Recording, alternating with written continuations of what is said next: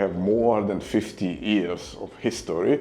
The club was started in 1968 by an Italian enlightened, I would say, person whose name was Pecei. Aurelio Pecei was Italian. He was a man of vision and said he lived in a different age. He lived in a period in which it was possible to speak about peace, and when you were speaking about peace, people would listen to you, which now, unfortunately, is a little more difficult, but we have this tradition in the club. We were formed as an organization which tries to quantify the world's economy, to use models, to understand how the economy, the ecosystem, climate, everything is evolving, and we try to alert people to operate on these parameters that we know how they are evolving, and try to promote peace as much as possible and a better world as much as possible. Isn't this,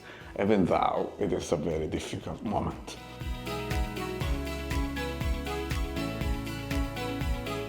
System thinking is something that was developed in a formal sense by means of computers and models. Was developed in the 50s and the 1960s by a group of, I would say, very smart scientists, mainly operating in the United States, and it was the idea of quantifying something that already operates inside the human mind, because when we reason, when we think of things, it is natural for us to think in terms of systems.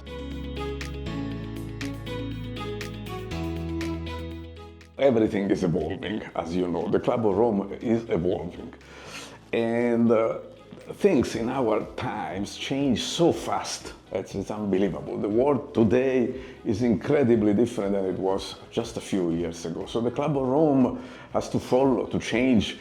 We try, however, to maintain a certain core of ideas, because that otherwise we lose our identity and it makes no sense anymore. But I do believe that some ideas which are harmony, peace, collaboration, international organization, they are still valid, and we still strive for these ideas, even though at this time it has become a little difficult. But we keep going with these ideas.